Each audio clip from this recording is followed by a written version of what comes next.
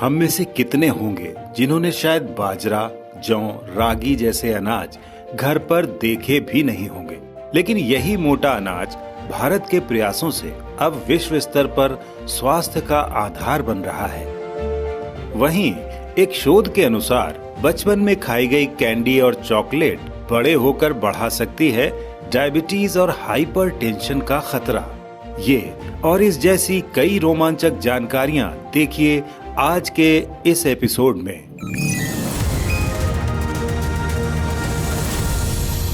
नमस्कार। विज्ञान, प्रौद्योगिकी, आविष्कार और नवाचार से जुड़ी जानकारियों के कार्यक्रम ज्ञान विज्ञान में आपका स्वागत है।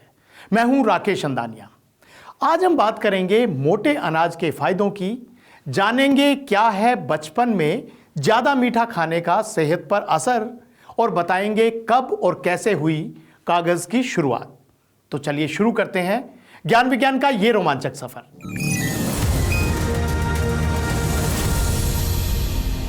मिलेट्स यानी मोटे अनाज में काफी मात्रा में पौष्टिक तत्व पाए जाते हैं जो चावल और गेहूं जैसे प्रमुख खाद्य पदार्थों में नहीं होते। इन्हीं फायदों को देखते हुए विश्व स्तर पर भी खान पान में इसका चलन बढ़ता जा रहा है। मोटे अनाज के कितने हैं फायदे, जानकारी दे रही है ज्ञान विज्ञान की ये स्पेशल रिपोर्ट।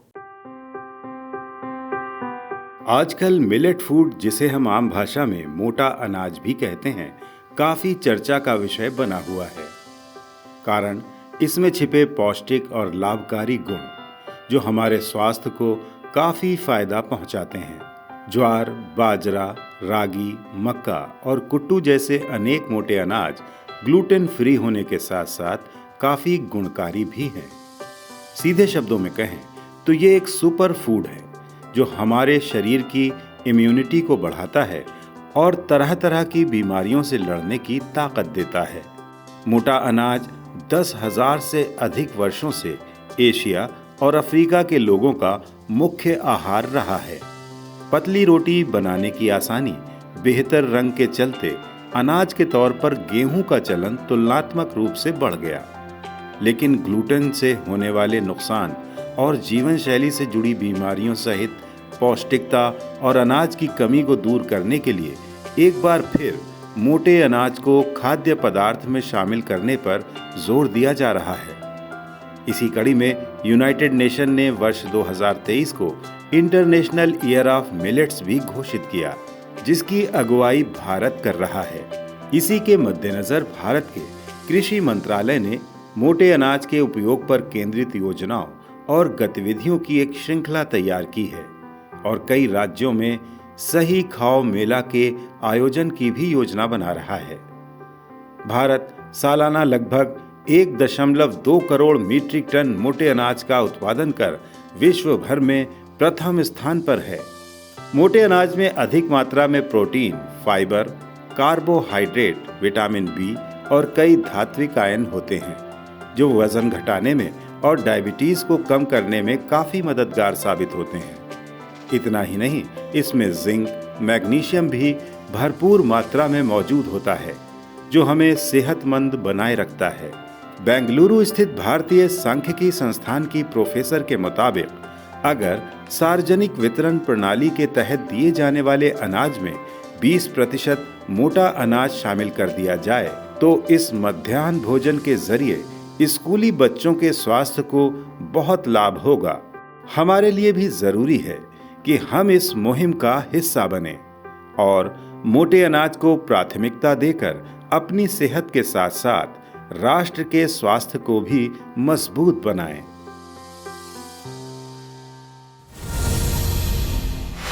बचपन से ही मीठा स्वाद सभी को बहुत ज्यादा भाता है और बच्चे तो कैंडी और चॉकलेट के दीवाने होते हैं। लेकिन अमेरिका के शोधकर्ताओं ने पता लगाया है कि बचपन में ज्यादा मीठा खाना वयस्क होने पर डायबिटीज और हाइपरटेंशन का कारण बन सकता है। कैसे, जानने के लिए देखिए ज्ञान विज्ञान की ये खास रिपोर्ट। डायबिटीज आज के समय में आम बीमारी बन गई है। IDV के मुताबिक हर 4 में से 3 व्यक्ति डायबिटीज का शिकार है। तनावपूर्ण जिंदगी, अनियमित खानपान और शरीर के प्रति हमारी लापरवाही इस बीमारी की आम वजह है। जाहिर सी बात है, इस भागदौड़ वाली जिंदगी में कहाँ किसी को अपनी सेहत का ख्याल रखने का वक्त मिल पाता है।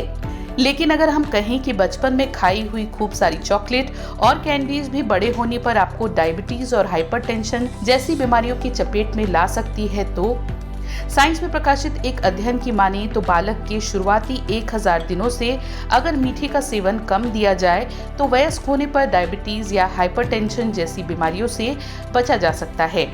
Academy of nutrition and dietetics के शोधकर्ताओं ने अमेरिका के बायोबैंक से अक्टूबर 1951 से लेकर मार्च 1956 तक के जन्मे करीब 60,000 लोगों पर अध्ययन किया, जिन्हें दूसरे विश्व युद्ध के दौरान राशन की सामग्री में मीठे आहार दिए जाते थे।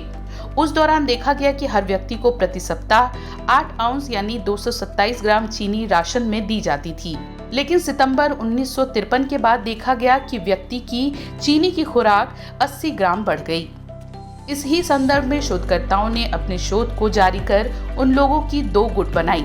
पहले गुट में वे लोग थे जो जुलाई 1954 से पहले जन्मे हों या वे लोग जो अपने शिशुकाल से ही मीठे का अत्यधिक सेवन कर रहे हों। दूसरे में वे लोग जिनका जन्म जुलाई 1954 के बाद हुआ और जिन्हें राशन की सेवा नहीं मिली हो। शोध के दौरान ये पता चला कि जिन लोगों ने जीवन के शुरुआती कुछ सालों में चीनी या मीठे का सेवन कम किया, उनमें डायबिटीज टाइप 2 या हाइपरटेंशन जैसी बीमारियों का कम खतरा होता था, तो वहीं डायबिटीज टाइप 2 का खतरा उन लोगों में 62% ज्यादा था जिन्होंने बचपन से ही मीठे को अपने आहार में शामिल किया हो। इससे ये पता चलता है कि अगर हम बचपन में ही मीठा खाना कम कर दें तो बड़े होकर डायबिटीज जैसी जटिल बीमारी हमें परेशान नहीं करेगी।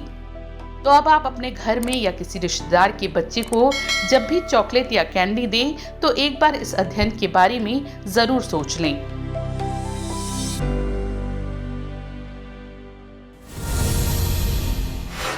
मानव के विकास की कहानी रोचक रही है। इस विकास के दौरान मानव द्वारा किए गए आविष्कारों ने ही आधुनिक समाज की रूपरेखा तैयार की। इन्हीं आविष्कारों में से एक है कागज की खोज, जिसने मानव को अपने विचारों को लिखकर अभिव्यक्त करने की क्षमता प्रदान की है। आज आविष्कार जिन्होंने दुनिया बदल दी सेगमेंट में जानते हैं कैसे और कब हुई कागज की शुरुआत। हम अपने विचारों और अनुभवों को हमेशा से कागजों पर संजोते आए हैं। मानव की इसी आदत या कला ने ग्रंथों और किताबों की शक्ल में ज्ञान का संरक्षण कर उसे पीढ़ी दर पीढ़ी पहुंचाया। कागज के बगैर भूत, वर्तमान और भविष्य की जानकारी जमा करना नामुमकिन सा लगता है। आज हम इसी कागज से मिली कागज के आविष्कार की कहानी आपको सुनाने जा रहे हैं। संकेतों और ध्वनि से आगे जब मानव भाषा का विकास कर रहा था तो उसने अपनी याददाश्त, पहचान, अनुभव और कल्पनाओं को संजोने के लिए उन्हें पत्थरों पर उकेरने की शुरुआत की। शायद यहीं से उसे लिपि और लिखावट का आइडिया आया होगा। अलग अलग क्षेत्रों में अलग अलग तरह से लिपि का विकास होता गया। यहीं जरूरत पड़ी ऐसे माध्यम की जिस पर लिखा जा सके। शुरुआत शिला, जानवरों की खाल, पेड़ों की छाल, पत्तों और रेशम जैसी वस्तुओं से हुई। धातुओं का इस्तेमाल भी होने लगा, लेकिन इनमें कई व्यावहारिक मुश्किलें थीं। कुछ ज्यादा समय तक संरक्षित नहीं रह सकते थे और कुछ का आदान प्रदान या परिवहन आसान नहीं था। मानव अपनी जिज्ञासु प्रवृत्ति के अनुसार लगातार समाधान तलाश करता रहा। समाधान मिला 105 ईस्वी के चीन में।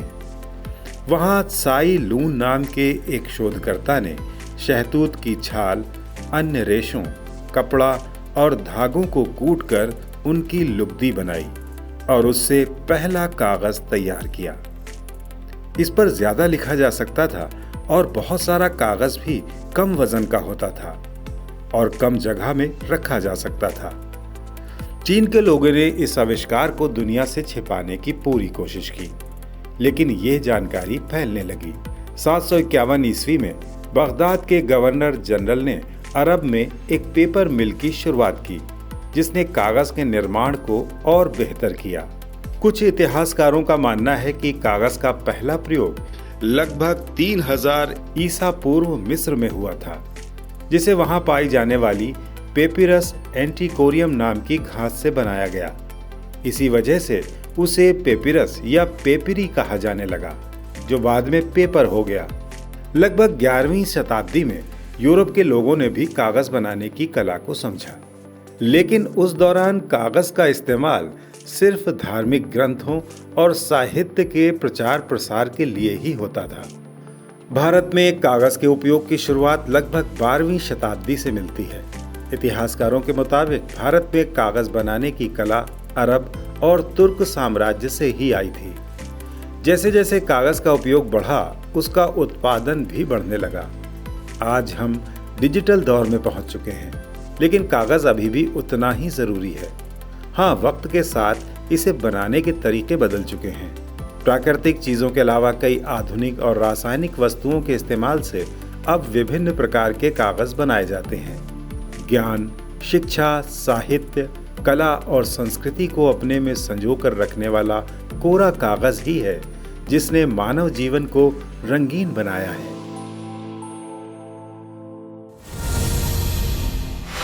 और इस वक्त विज्ञान जगत में क्या कुछ नया हो रहा है, जानने के लिए नजर डालते हैं विज्ञान जगत की ताजा गतिविधियों पर। अहमदाबाद स्थित फिजिकल रिसर्च लेबोरेटरी PRL के नेतृत्व में वैज्ञानिकों की एक अंतर्राष्ट्रीय टीम ने हमारे सौर मंडल के बाहर एक एक्सोप्लैनेट की खोज की है, जो पृथ्वी से 5 गुना बड़ा और 60 गुना भारी है। TOI 6651b के रूप में पहचाने गए इस ग्रह की खोज पारस 2 का उपयोग करके की गई थी, जो राजस्थान के माउंट आबू में PRL के 2.5 मीटर टेलीस्कोप पर लगा एक उच्च श्रेणी का स्पेक्ट्रोस्कोप है। Journal of astronomy and astrophysics में प्रकाशित अध्ययन में कहा गया है कि TOI 6651b ने अपने मेजबान तारे की परिक्रमा केवल 5 दिनों में पूरी कर ली थी, जबकि पृथ्वी को अपने मेजबान तारे यानी सूर्य के चारों ओर एक चक्कर पूरा करने में 365 दिन लगते हैं। इस एक्सोप्लैनेट का लगभग 87% भाग लोहे जैसी धातुओं से बना है और ये चट्टानी पाया गया है, जबकि शेष द्रव्यमान में हाइड्रोजन और हीलियम वाला आवरण शामिल है। इसके अलावा एक्सोप्लैनेट की सतह का तापमान लगभग 1200 डिग्री सेल्सियस मापा गया है, जिससे TOI 6651b के रहने योग्य होने की संभावना नहीं है। लंबाई में 7 मिलीमीटर से भी कम अटलांटिक मेढक दुनिया में पाए जाने वाला दूसरा सबसे छोटा एम्फीबियन है।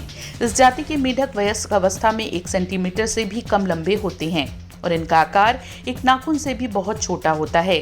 इस छोटे मेढक में बड़े मेढकों की सभी विशेषताएं होती हैं, सिवाय उनके आकार के। वैज्ञानिकों का मानना है कि विकास के दौरान यह उस स्थिति में गुजरा जिसे जीव विज्ञानी लघुकरण कहते हैं। इसमें हड्डियों का नुकसान या कमी और इसके शरीर रचना के अन्य भागों की अनुपस्थिति शामिल है। हाल ही तक इस प्रजाति को मुख्य रूप से विष वाले चमकीले रंग की प्रजातियों के लिए जाना जाता था, लेकिन शोधकर्ता अब इस मेढक के छोटे आकार में विशेष रूप से रुचि रखते हैं। मजे की बात यह है कि ये मध्यकान की कमी के कारण अपनी खुद की आवाजें सुनने में असमर्थ है। Again last para. इस नई प्रजाति का नाम ब्रैकिसेफेलस डेक्निस प्रोजेक्ट डेक्निस को श्रद्धांजलि देता है, जो एक संरक्षण, अनुसंधान और शिक्षा NGO है। ये अटलांटिक वर्षावन के निजी क्षेत्रों का रखरखाव करता है। इसमें वे क्षेत्र भी शामिल हैं जहां ये जानवर पाया जाता है। आज के कार्यक्रम में इतना ही। उम्मीद है आपको हमारा ये प्रयास पसंद आया होगा। अगर आप हमारे साथ जुड़े रहना चाहते हैं तो हमारे इस चैनल को लाइक करें, सब्सक्राइब करें और अपने दोस्तों के बीच शेयर जरूर करें। हम अगले हफ्ते फिर हाजिर होंगे ऐसी ही कुछ नई पुरानी रोमांचक जानकारियों के साथ। तब तक के लिए नमस्कार।